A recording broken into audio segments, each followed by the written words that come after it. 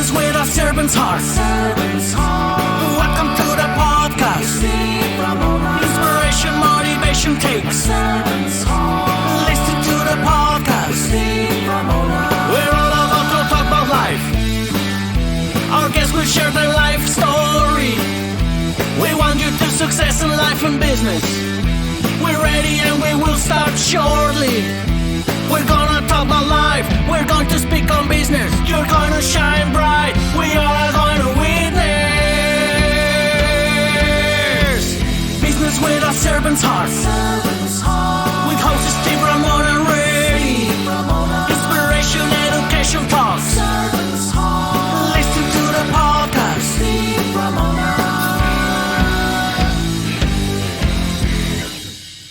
BrainShare Business Mentors proudly presents BrainShare.us, the ultimate business education platform, delivering the proven systems, processes, tools, and knowledge that empower you to build the business of your dreams. With 13 high-powered courses encompassing over 240 lessons accessed online on your schedule. Running a business is the hardest thing you'll ever do. We've helped thousands of business owners gain the leadership, communication, and business skills needed to build the business of their dreams. We can help you. Choose your learning path. Scuba Squad is the premier membership program for today's business leaders with access to all BrainShare material and double our money-back guarantee. BrainShare Basics, the ultimate business framework course, a hard-hitting 13-week program to lay the necessary foundation to build the business of your dreams. Or take individual courses as you need them. Every course has dozens of lessons, with video, practical exercises, precise documentation, and the opportunity for direct feedback from a BrainShare mentor. All programs have our exclusive 30-day money-back guarantee. No questions asked, don't wait. Choose your path and start today.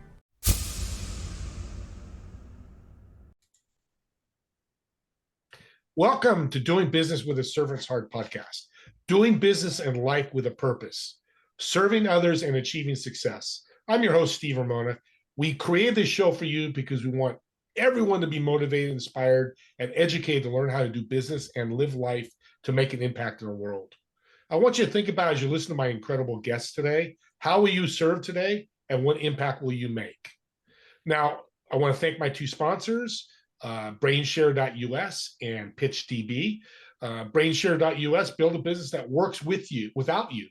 Discover how to create a self-sustaining business that thrives even in your absence. You can have a business that doesn't tie you down. We'll guide you through the steps to build an enterprise to operate smoothly without your constant feedback. www.pitchdb.com. Successfully connect with over 11,000 conferences, 3 million podcasts to be a guest. Build your thought leader platform and scale your business. Increase your network and build your expertise. With that being said, I met Jim a long time ago, seemed a couple years ago, and I think I've met George before, my two guests today, but they've got something. I want you to put everything down, give a pad of paper and a pen, hard to say that, and I want you to take notes because you're going to learn something that will help you grow your business, but actually be a better business owner. Welcome, Jim and George, to the show. Thank you, sir. Pleasure to be here. Yes, thank you. Oh, you're welcome. I'm excited. Let's jump into the consistency chain and what it's all about. Whoever wants to start. This started as a question. Several years ago, I'm a professional speaker, and I was looking for something to kind of head in a different direction. And I came across a question that just hit home with me on a personal level and just on a curiosity level. And that was simply this: how is it possible for smart, capable people to know exactly what they should be doing, and yet we don't take those actions? You know, and we know what to do to make our businesses better. We know what to do to make our relationships better, our finances, our careers. And yet, for a great many people, this was a huge stumbling block. And so that's where the research began, and that's eventually where Jim and I formed a partnership to kind of work on this and come up with a solution, and then actually help people to be more consistent in their lives. Jim, what's your mission for this? Go ahead, Jim. I was just going to say, I met George like he was talking about 5 years ago, and he was he was a guest speaker at a training that my son was doing. We were all building a company called Send Out Cards at the time, and George came down as a speaker. And when he got done that day, I remember going up to him and saying, "Geez, George, if you ever need a partner, I'd love to be your partner." And quite frankly, he was doing fine without me, so he didn't need me. But we stayed in touch for a number of years. And then I saw him speak at a National Speakers Association event. And he looks at me and he says, "We need to talk." He says, "I'm doing some research and you might be a perfect partner for me." So that's how we teamed up. I like that story because I teach that all the time. Ask, like you did, Jim. If you never asked, we wouldn't be here together, right? Absolutely.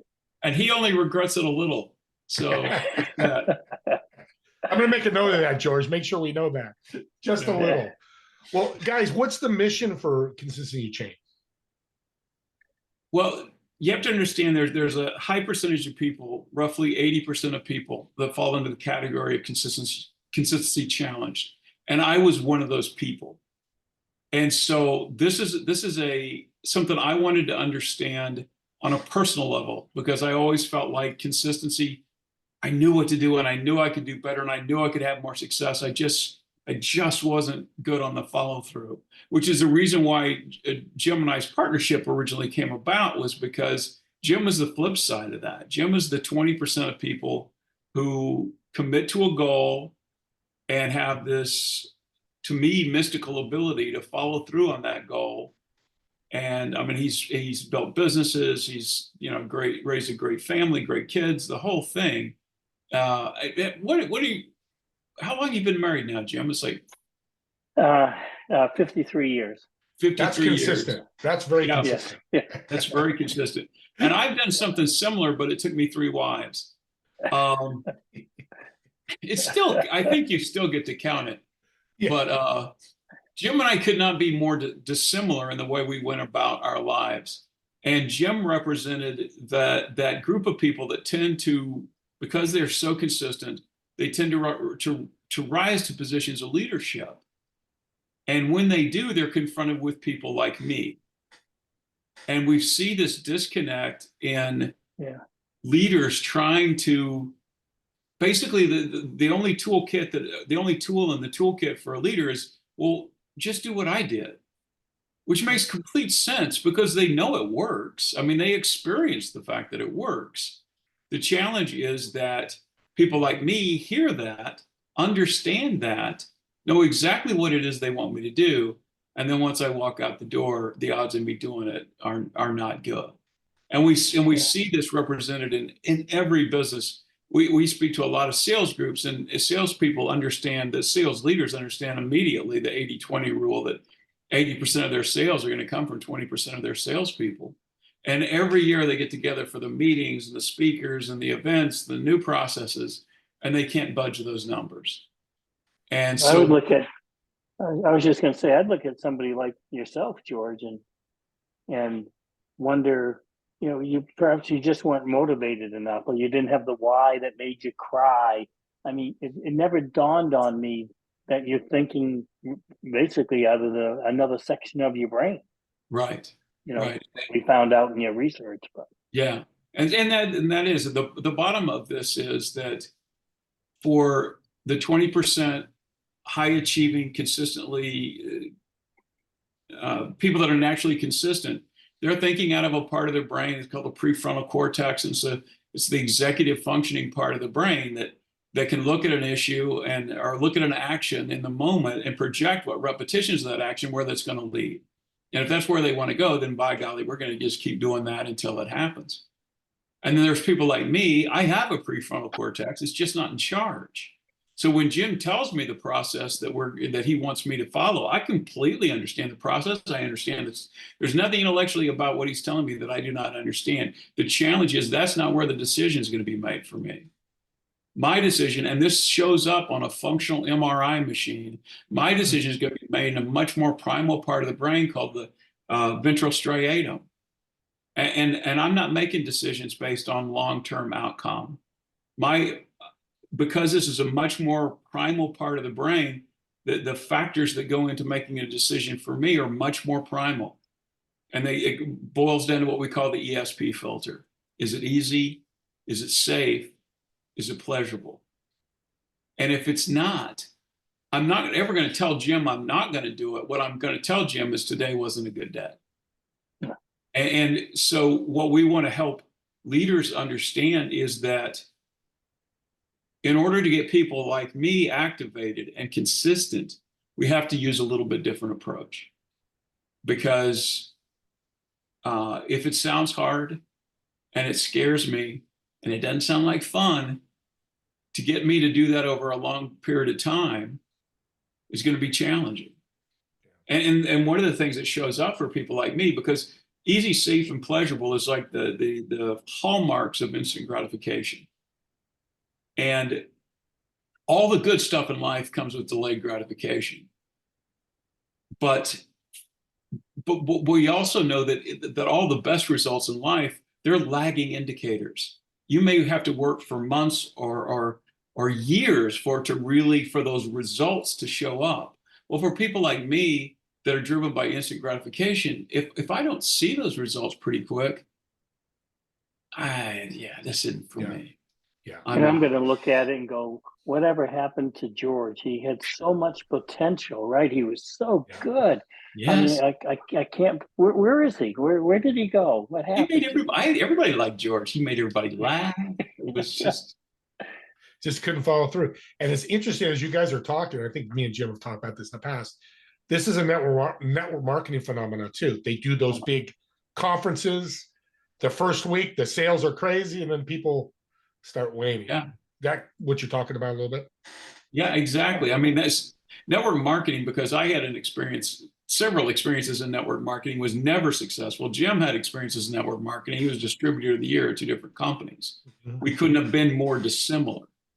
And, and the classic things that it's like Jim says, he didn't have the why that made him cry, and I'm like, no, I did want it. Well, he didn't write down his goals. Yeah, I did write down my goals. And, I did everything but the essential thing that you had to do on a daily basis in order to be successful.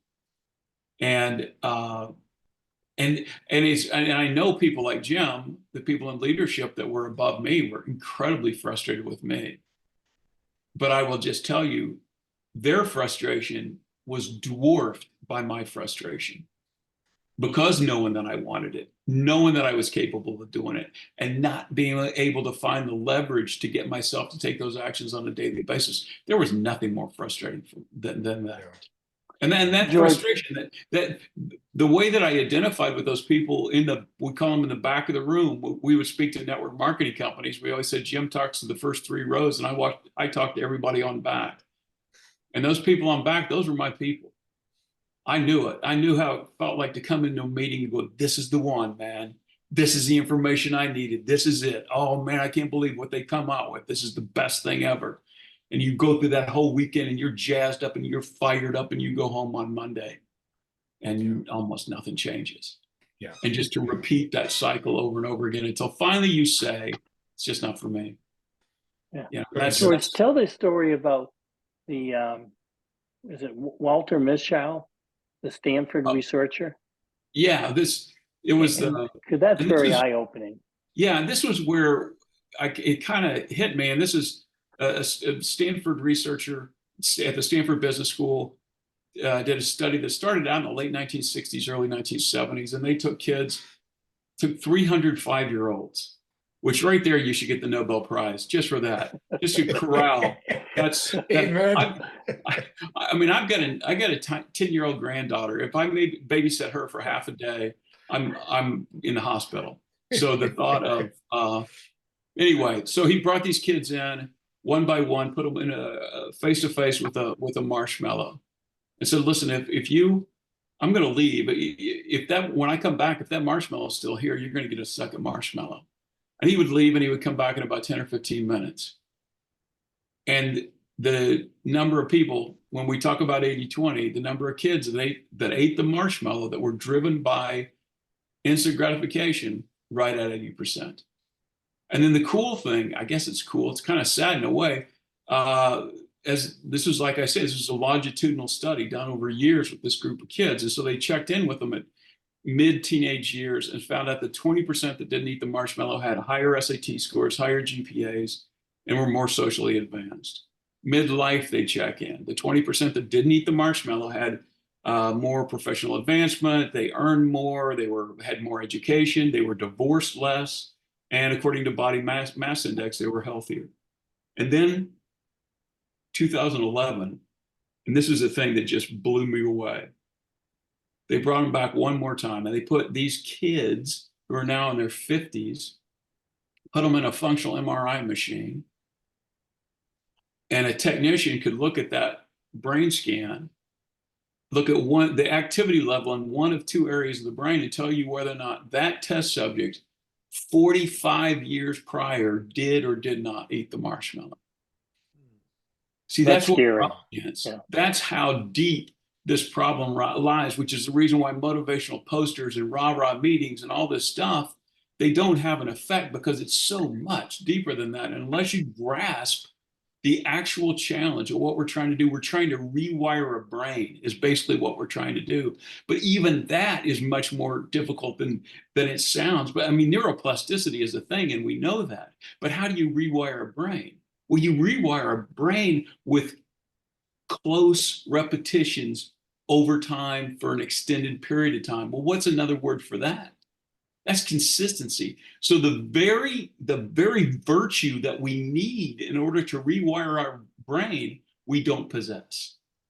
And so what we teach and what consistency chain teaches is says, listen, what if we quit fighting ourselves on this?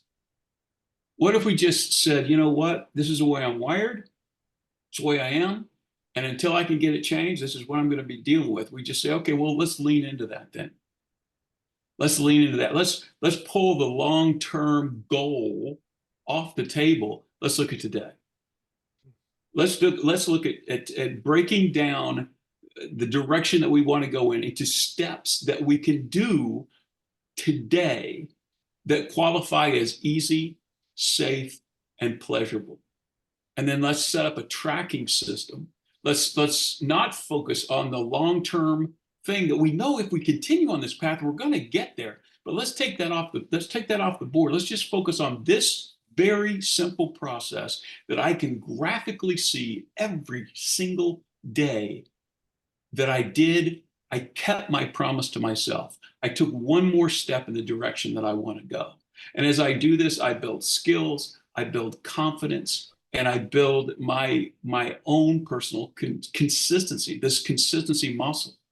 And literally what I'm doing, as I'm doing this, at some point in time, I'm rewiring my brain. Yeah. And when Tell the story, George. I love the story of how you were working out. Yeah. So when I saw that's a great example. So when I saw this idea, I thought, well, this is really cool, but would it work? And so I said, okay, well, so what I'm going to do is I'm going to pick an area of my life that I've never been consistent in, and that's the physical fitness exercise portion of my life. And I said, I'm going to work out every day for 45 minutes to an hour, and which is right on the edge of easy, safe, and pleasurable. By the way, if you're looking at that and you're thinking, wow, I couldn't work out for 45 minutes. Cool. Back it up to whatever the highest, easiest thing that you could do. If that's a 5-minute walk from you, awesome. Whatever it is. Mine was 45 minutes to an hour. So I went that first day, came back, made a little X on my calendar. Ooh, worked out the first day. Came back, worked out the second day. Ooh, second day. Now, where this idea came from of the chain, it came from Jerry Seinfeld. And the reason why Jerry Seinfeld made all the money that he did was because many years ago, he decided he was going to be a better comic. And he decided the best way he could be a better comic is to write jokes every single day. And he said he made an X on his calendar first day, did it, made an X on the calendar second day. And the genius of Jerry Seinfeld is he did not see 2 X's on a calendar. What he saw were 2 links of a chain. Day 3 and every day after that, it never gets harder than day 3. He had one unbelievably simple goal, and that was don't break the chain. And so I came in from my workout that first day, and I made a little X on my calendar. And I looked at myself. My goal, like Jerry Seinfeld's goal, was to become a better comic. My goal was not to, I'm going to weigh 175 pounds by January. Wasn't any of that crap that I used to do. My goal was I was going to be healthier, fitter, stronger. And I could come back after that very first workout, look at myself in the mirror, and with complete integrity say to myself, you know what? You're a little bit healthier. You're a little bit stronger. You're a little bit fitter. And what was I doing? I was satisfying that desire for instant gratification. And because of that, day after day, link after link, I ended up putting together, I eventually got the flu and almost went to the hospital, but I put together a chain of 531 straight workout days, which I had never done anything that consistent in my entire life and in any area of my life. And I want the people watching this to think for a second. And I'm not saying you need to work out, but you know what you need to do. What if you took one step in that direction every day for 531 straight days? How different would your life look? What changes would you see? And if you can think about that, imagine that direction that you want to go in, what the possibilities are, break it down into some easy bite, literally easy, safe, and pleasurable bite-sized goal not even a goal, just an action every day. And you could apply it to business so absolutely. easily, especially to the network marketing arena or any type of sales business. Yeah. George was fitter. You came back and said, I am fitter, right? I looked at it and go, my gosh, I'm a better recruiter. I'm a better prospector. So we just decided to reach out to 2 people a day or talk to 1. That's the easiest. I can do that on my worst day, right? I can talk to 2 people during the course of a day.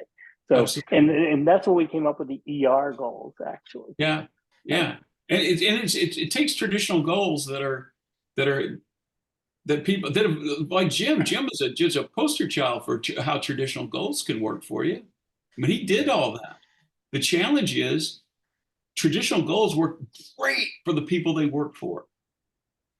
For me, a traditional goal is nothing but the literal embodiment of delayed gratification, which we have established I suck at.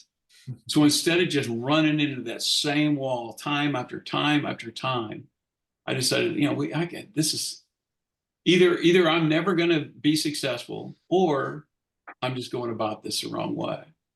And we just have to find a different way to measure success for you. Exactly. That's it. I was using an inappropriate measurement system for what I was trying to do. And here's a perfect example. We worked with a guy who's in mortgage banking, and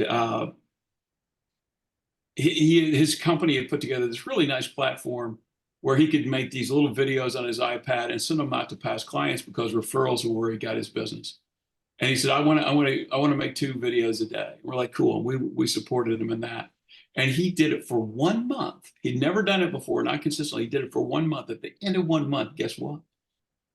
Nothing, not a dang thing. So most of us at the end of a month are going to quit. Now because he's in this process where his goal is to do nothing more than send out 2 videos a day and release the results at the end of the 2nd month. Still nothing. Zero. And how many people would quit there? Absolutely. But he gets to the end of 3 months, 90 days in, and he ended up having the best month he had ever had his entire 17, 18 year history in mortgage banking. Results are a lagging indicator. And for people like me, people like 80% of the world, we can do it for a little bit. We can do that effort for a little bit. But at some point in time, you're like, well, this isn't working. This is not working. It's not working for me. Even though you're taking the very action that you know over a long period of time is going to have to pay off, because the external results have not showed up yet, we quit. Yeah. And I'd look at people like that, George, and I just go, why don't they just do what I've done? Why don't they just do what I've done? I've given them this the steps to go through it, and that yet they just don't do it. And so I would just discard those people. Yeah. I mean, just, see you later. Human nature.